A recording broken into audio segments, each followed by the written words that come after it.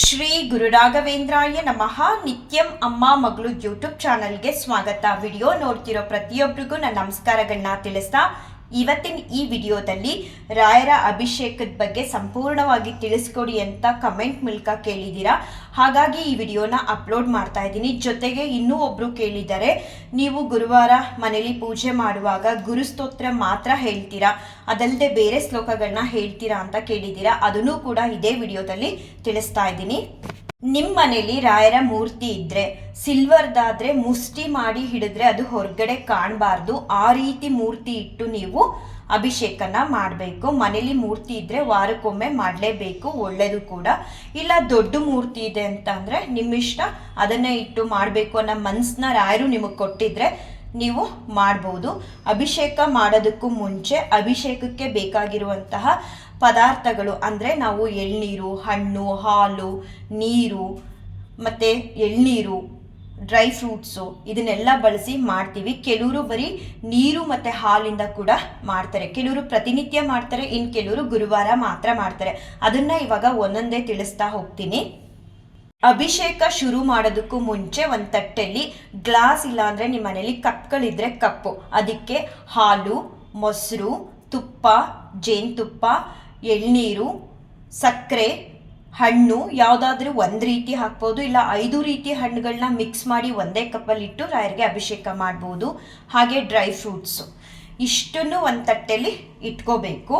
ಆಮೇಲೆ ನಿಮ್ಮನೇಲಿ ರಾಯರ್ ಮೂರ್ತಿ ಇದ್ರೆ ರಾಯರ್ ಮೂರ್ತಿನ ಒಂದು ತಟ್ಟೆ ಒಳಗಡೆ ಇಡಬೇಕು, ಇಲ್ಲ ವಿಗ್ರಹ ಇದ್ರೆ ವಿಗ್ರಹನ ಇಡಬೇಕು.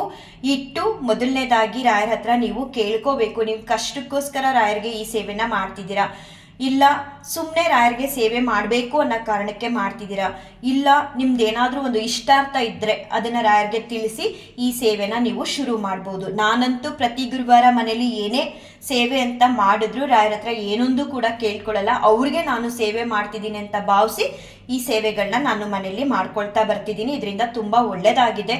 ನಾವೇನೋ ಕೇಳಿ ಪಡ್ಕೊಳ್ಳೋದಕ್ಕಿಂತ ರಾಯರೇ ನಮ್ಮ ಭಕ್ತಿನ, ನಮ್ಮ ಸೇವೆನ ಮೆಚ್ಚಿ ಅದಕ್ಕೆ ತಕ್ಕ ಫಲನ ಕೊಡ್ತಾರೆ. ಅಲ್ಲಿವರೆಗೂ ಕಾಯಬೇಕು. ಮೊದಲನೇದಾಗಿ ಗಣೇಶನ ಸ್ಮರಣೆ ಮಾಡಬೇಕು. ವಕ್ರತುಂಡ ಮಹಾಕಾಯ ಶ್ಲೋಕನ ಹೇಳ್ಕೊಬೇಕು. ನಂತರ ನಿಮ್ಮ ಮನೆ ದೇವರು ಯಾವುದಿದೆ ಅದನ್ನು ಸ್ಮರಣೆ ಮಾಡಿ, ಅವ್ರ ಶ್ಲೋಕ ಗೊತ್ತಿದ್ರೆ ಹೇಳಬೇಕು. ಅದಾದಮೇಲೆ ನೀವು ರಾಯರಿಗೆ ಅಭಿಷೇಕನ ಶುರು ಮಾಡ್ಬೋದು. ಮೊದಲನೇದಾಗಿ ಜಲದಿಂದ ಅವ್ರಿಗೆ ಅಭಿಷೇಕ ಮಾಡಬೇಕು. ನಂತರ ಆ ಜಲನ ಒಂದು ಪಾತ್ರೆಯಲ್ಲಿ ಪಕ್ಕ ಇಟ್ಕೊಂಡು ಅದಕ್ಕೆ ಸುರಿದು ಆಮೇಲೆ ಮತ್ತೆ ರಾಯರ ಮೂರ್ತಿ ಇಲ್ಲಾಂದರೆ ವಿಗ್ರಹನ ಇಟ್ಟು ಹಾಲು ಹಾಕಬೇಕು ಮೊದಲನೇದಾಗಿ. ಅದಾದಮೇಲೆ ಪಂಚಪತ್ರೆ ಉದ್ಧರಣೆಯಲ್ಲಿ ಒಂದು ಕಡೆ ನೀರು ಇಟ್ಕೊಂಡು ಹಾಲು ಹಾಕಿದ ನಂತರ 1 ಸ್ಪೂನ್ ಉದ್ಧರಣೆಯಲ್ಲಿ ನೀರು ಬಿಡಬೇಕು. ನಂತರ ಮೊಸರು, ನಂತರ ತುಪ್ಪ, ನಂತರ ಜೇನುತುಪ್ಪ ಮತ್ತು ಸಕ್ಕರೆ, ಎಳ್ನೀರು, ಫ್ರೂಟ್ಸ್, ಡ್ರೈ ಫ್ರೂಟ್ಸ್ ಈ ಥರ ಒಂದಾದ್ಮೇಲೆ ಒಂದು ಹಾಕ್ತಾ ರಾಯರ ನಾಮಸ್ಮರಣೆನ ಮಾಡಬೇಕು. ಈ ಸಮಯದಲ್ಲಿ ಶ್ರೀ ರಾಘವೇಂದ್ರಾಯ ನಮಃ ಅಂತ ಹೇಳ್ತಾ ನೀವು ಅಭಿಷೇಕನ ಮಾಡಿ, ಕೊನೆಯದಾಗಿ ರಾಯರಿಗೆ ಒಂದು ಹೂವಿಟ್ಟು ಗಂಧ ಇಟ್ಟು ಆರತಿ 3 ಬತ್ತಿಗಳನ್ನ ಇಟ್ಕೊಂಡು ತುಪ್ಪದ ಬತ್ತಿಗಳನ್ನ ಆರತಿ ಮಾಡಿ, ನಂತರ ಒಂದು 5 ನಿಮಿಷ ಬಿಟ್ಟು ರಾಯರನ್ನ ಪ್ರಾರ್ಥನೆ ಮಾಡಿಕೊಂಡು ಇನ್ನೊಂದು ಸಲ ತೆಗೆದು ಒಂದು ಸ್ವಲ್ಪ ಉಗುರು ಬೆಚ್ಚನ ನೀರಲ್ಲಿ ಅವ್ರನ್ನ ಅದ್ದಿ ಅಥವಾ ಹೀಗೆ ಕೈಯಲ್ಲಿ ಇಟ್ಕೊಂಡು, ಚಿಕ್ಕ ವಿಗ್ರಹ ಆದರೆ ಕೈಯಲ್ಲಿ ಇಟ್ಕೊಂಡು ತೊಳೆದು, ನಂತರ ಒಂದು ವಸ್ತ್ರದಿಂದ ಒರೆಸಿ ರಾಯರನ್ನ ಮತ್ತೆ ರಾಯರಿಗೆ ಗಂಧ ಇಟ್ಟು ಒಂದು ಜಾಗದಲ್ಲಿ ನೀವು ಪೂಜೆ ಮಾಡೋದಕ್ಕೆ ಅಂತ ಯಾವ ಜಾಗ ಇಟ್ಕೊಂಡಿರ್ತೀರ ಆ ಜಾಗದಲ್ಲಿ ಇಟ್ಟು ರಾಯರಿಗೆ ಮತ್ತೆ ನೀವು ಹೂವಿನ ಮಾಲೆ ಮಾಡ್ಕೊಂಡಿದ್ರೆ ಮಾಲೆ ಅರ್ಪಿಸ್ಬೋದು, ಇಲ್ಲ ತುಳಸಿ ಅರ್ಪಿಸ್ಬೋದು. ತುಳಸಿ ತುಂಬ ಶ್ರೇಷ್ಠ.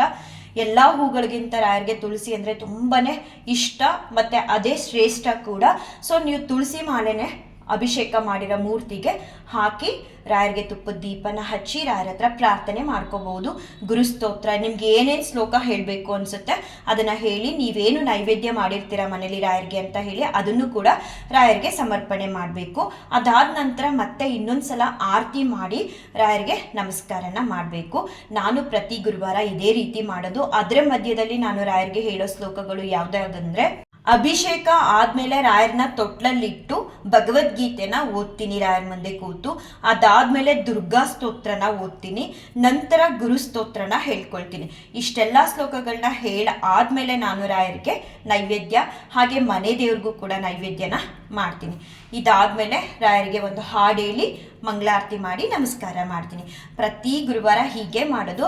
ಅಷ್ಟು ಮಾತ್ರ ಅಲ್ಲ, ಪ್ರತಿನಿತ್ಯ ಕೂಡ ನಾನು ರಾಯರಿಗೆ ಮನೆಯಲ್ಲಿ ಬರೀ ಜಲ ಮತ್ತೆ ಹಾಲಿಂದ ಅಭಿಷೇಕನ ಮಾಡ್ತೀನಿ. ರಾಯರಿಂದ ನನಗೆ ತುಂಬಾನೇ ಒಳ್ಳೇದಾಗ್ತಿದೆ, ಒಳ್ಳೆ ದಾರಿಲಿ ರಾಯರು ನನ್ನನ್ನು ನಡೆಸ್ತಿದ್ದಾರೆ. ರಾಯರು ನನ್ನ ಬದುಕಲ್ಲಿ ಬಂದ್ಮೇಲೆ ನನ್ನ ಜೀವನದ ಬದಲಾವಣೆಗಳು ಸಾಕಷ್ಟಾಗಿದೆ. ಅದನ್ನ ಪ್ರತಿಯೊಂದು ವಿಡಿಯೋಗಳ ಮೂಲಕ ತಿಳಿಸ್ತಾ ಬಂದಿದ್ದೀನಿ. ಭಗವಂತನ ಸೇವೆನ ಮಾಡಿದಾಗ ಯಾವತ್ತೂ ಕೂಡ ಭಗವಂತ ನಮ್ಮ ಕೈನ ಬಿಡಲ್ಲ.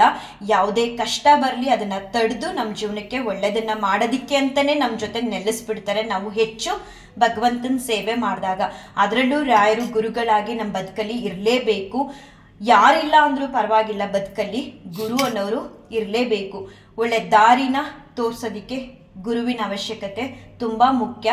ಹಾಗಾಗಿ ರಾಯರೇ ನನಗೆ ಎಲ್ಲವೂ ಆಗಿದ್ದಾರೆ. ರಾಯರು ಎಲ್ಲರಿಗೂ ಒಳ್ಳೇದು ಮಾಡಲಿ, ಎಲ್ಲರನ್ನೂ ಕಾಪಾಡಲಿ ಅಂತ ಬೇಡ್ಕೊಳ್ತಾ ಈ ವಿಡಿಯೋನ ಎಂಡ್ ಮಾಡ್ತೀನಿ. ಶ್ರೀ ಕೃಷ್ಣಾರ್ಪಣಮಸ್ತು, ಶ್ರೀ ಕೃಷ್ಣಾರ್ಪಣಮಸ್ತು, ಶ್ರೀ ಕೃಷ್ಣಾರ್ಪಣಮಸ್ತು.